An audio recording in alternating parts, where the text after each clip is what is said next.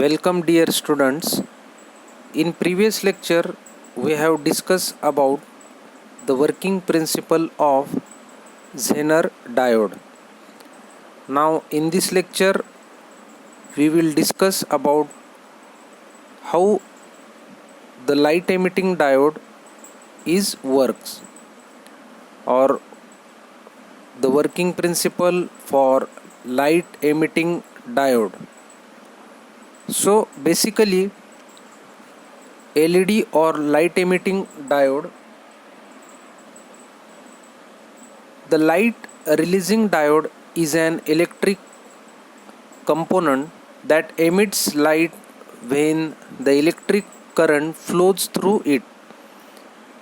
It is a light source based on semiconductors. When current passes through the LED, the electrons recombine with holes, emitting light in the process. It is a specific type of diode having similar characteristics as the PN junction diode, which means that an LED allows the flow of current in its forward directions while it blocks the flow in the reverse directions.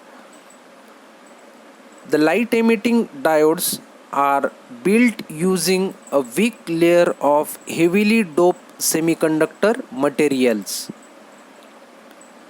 Based on the semiconductor material use and the amount of doping, an LED will emit a colored light at a particular spectral wavelength when forward bias.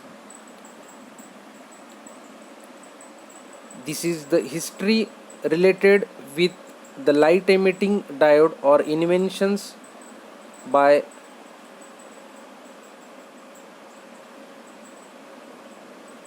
Now let us see the constructions of light emitting diode.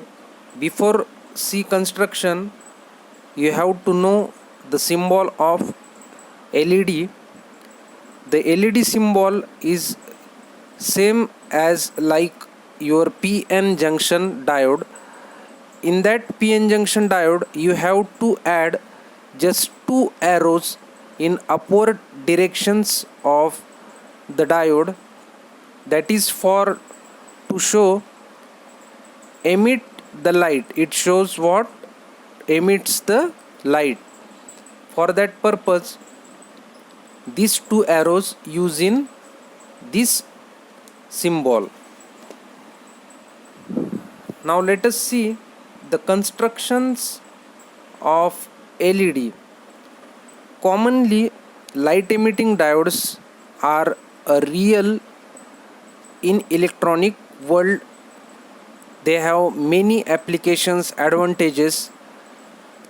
They do many different jobs in all kind of devices. They form number on digital clocks, transmit information from remote controls, light up watches, and tell you when your appliances are turned on. Collected together, they can form images on television screen or illuminate a traffic light. Basically, LEDs are just light bulbs that fit easily into an electrical circuit. But unlike in normal bulbs, they don't have filaments that burn out. They uses less electricity and they don't get especially hot. They are illuminated by the movement of electron in a semiconductor material, and they just as long as a standard transistor.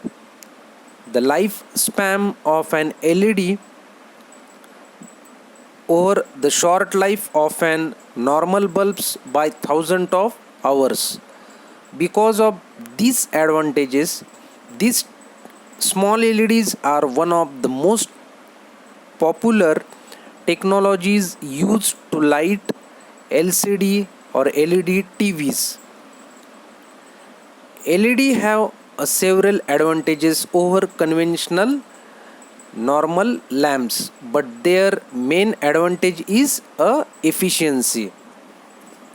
Now let us see the construction for the LED as shown in your front diagram. There is the one cup of construction for LED. Here you can see the anode, cathode, then one cap over these terminals. So the active regions in the P type and N type exist. In the regions, the light emerges from the active side in all the directions when the electron hole pairs recombine. The recombination process is important during these operations. The main disadvantage for this structure is that the LED emits light in all the directions. So for this problem can be solved by placing a small reflective cup inside the basic structure as shown in front of your figure, so as to focus the light in the desired directions. So the LEDs are made up of gallium arsenide phosphide and gallium phosphide. The silicon and germanium are not used because they are essentially heat producing materials and are very poor in producing lights.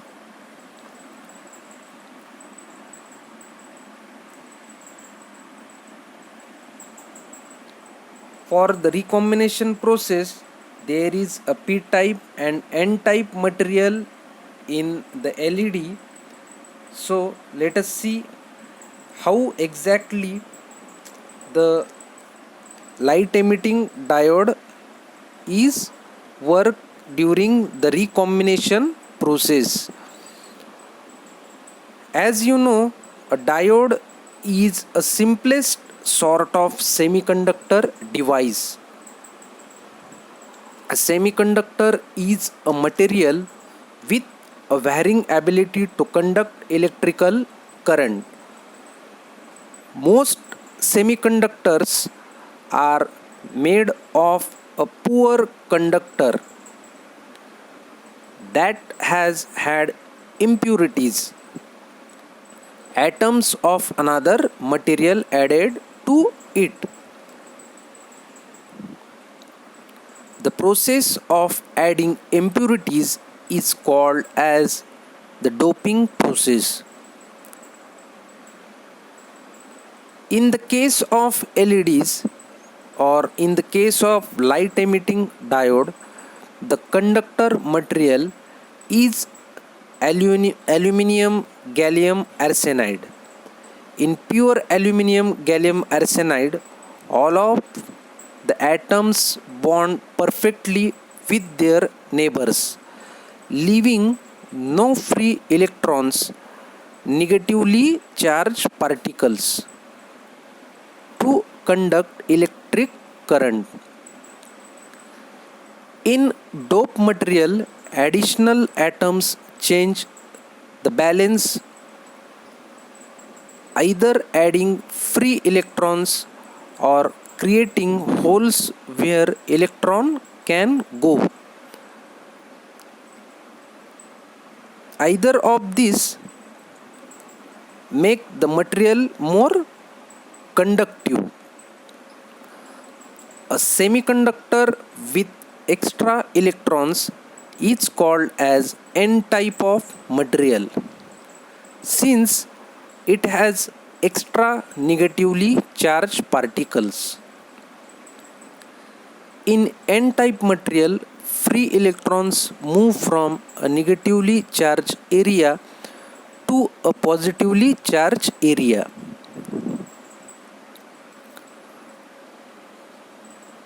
In front of your diagram, you can see N type of material and P type of material. P type of material consists of number of holes and N type of material consists of electrons. This diagram you have to draw in your notebook. This is very important in exam point of view. Also note down the diagram of previous with the cup or with the anode and cathode terminals. So semiconductor with extra holes is called as p-type materials. Since it effectively has extra positively charged particles, electrons can jump from holes to holes, moving from a negatively charged area to a positively charged area.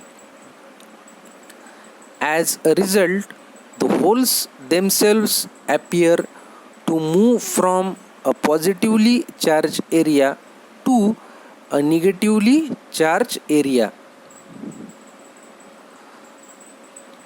A diode consists of a section of N-type materials bonded to a section of P-type materials with electrodes on each end. This arrangement conducts electricity in only one direction. When no voltage is applied to the diode, electrons from the N-type material fill holes from the P-type materials along the junction between the layers, forming a depletion zone.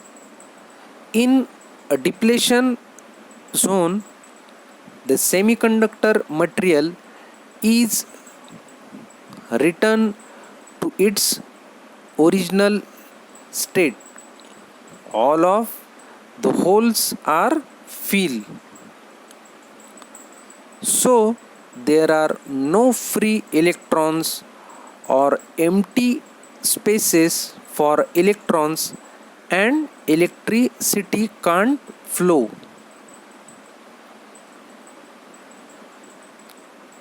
In this depletion zone, you have to get electrons moving from the N-type area to the P-type area and holes moving in the reverse directions. Here you connect the N-type side of the diode to the negative end of a circuit and the P-type side to the positive end. The free electrons in the N-type material are repelled by the negative electrode and drawn to the positive electrode. The holes in the P-type material move the other way. When the voltage difference between the electrodes is high enough, the electrons in the depletion zone are boosted out of their holes and begin moving freely again.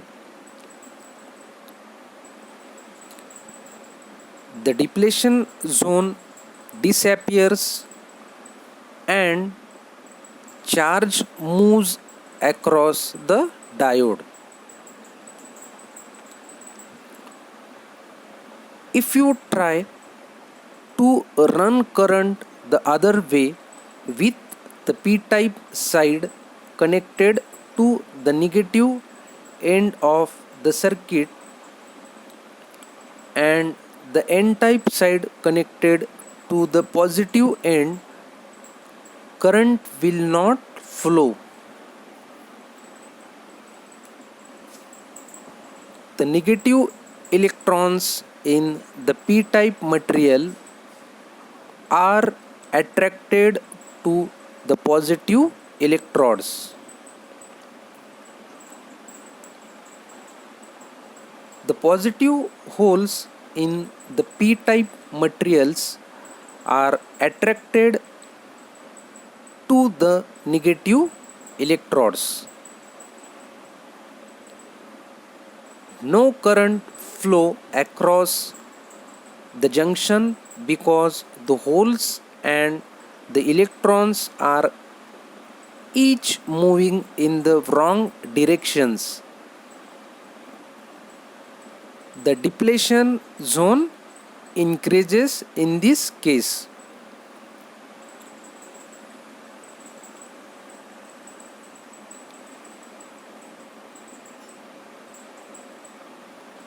Now, the another important part with the working of LED is how can a diode produce a light during this working principle or during with the construction or with the working of this operation.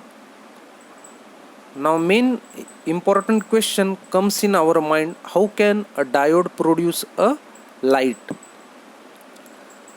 See, light is a form of energy that can be released by an atoms. It's made up of many small particles like packets that have energy and momentum but no mass. These particles, called as photons, are the most basic units of a lights. Photons are released as a result of moving electrons. As a result of moving in electrons, the atoms, in the case of the atom, the electron moves in orbitals around the nucleus. Electrons in different orbitals have a different amount of energy.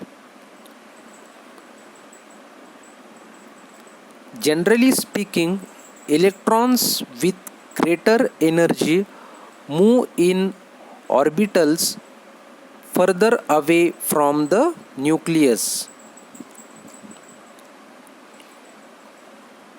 For an electron to jump from a lower orbital to a higher orbital, something has to boost its energy level. And during this time the electrons releases energy when it drops from a higher orbital to a lower one. This energy is released in the form of photons. A greater energy drop releases a higher energy photons, which is characterized by a higher frequency.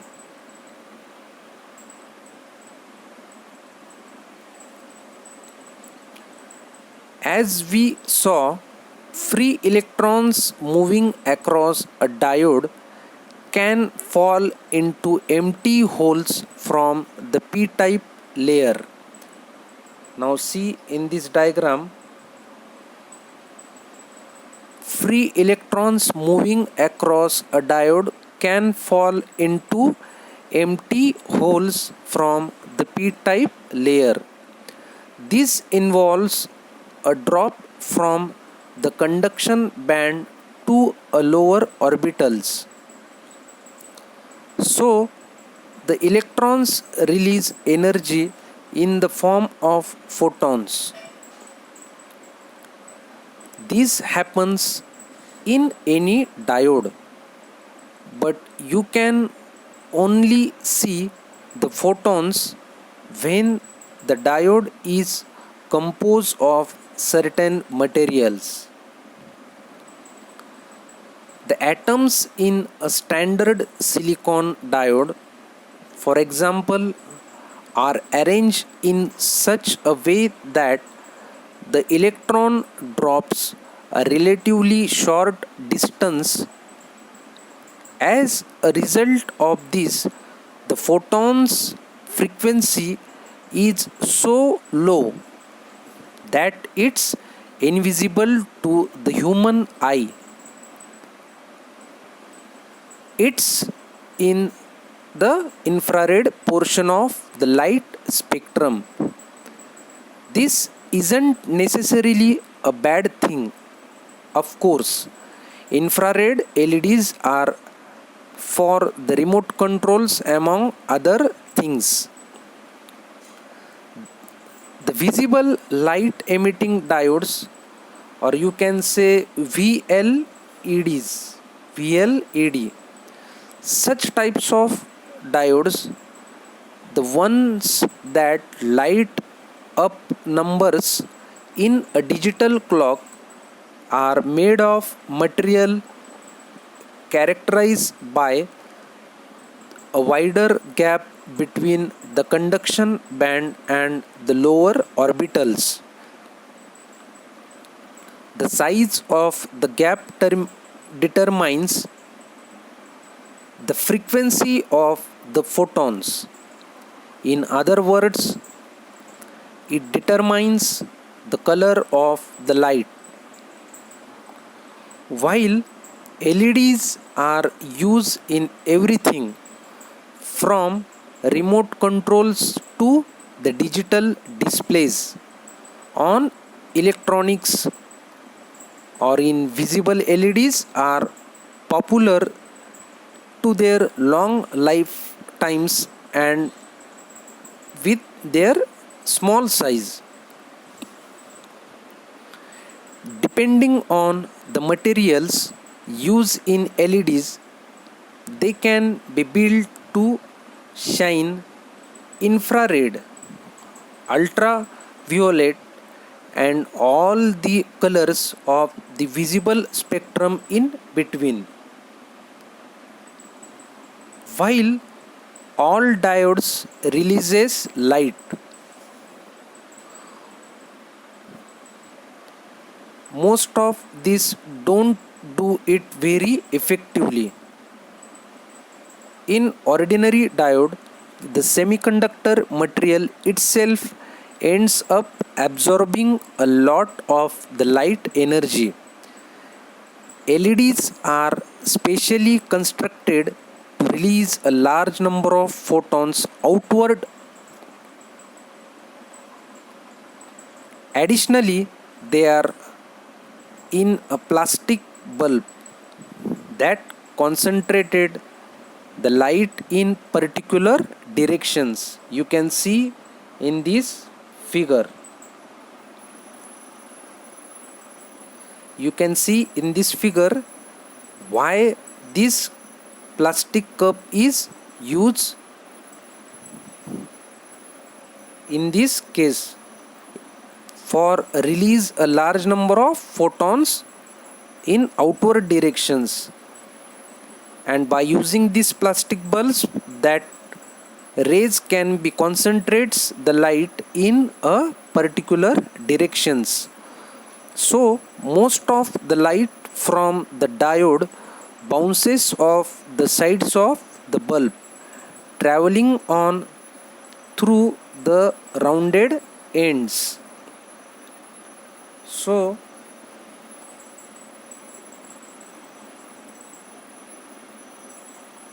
these are some colors. By using, or you can define with the materials, you can spread the color through LED with the materials like gallium arsenide, gallium phosphide. By using gallium arsenide, you can use the infrared color.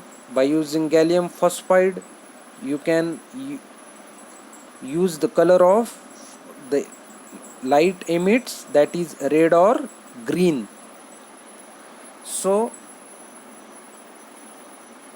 these are the some types of LEDs. These are types of some LEDs.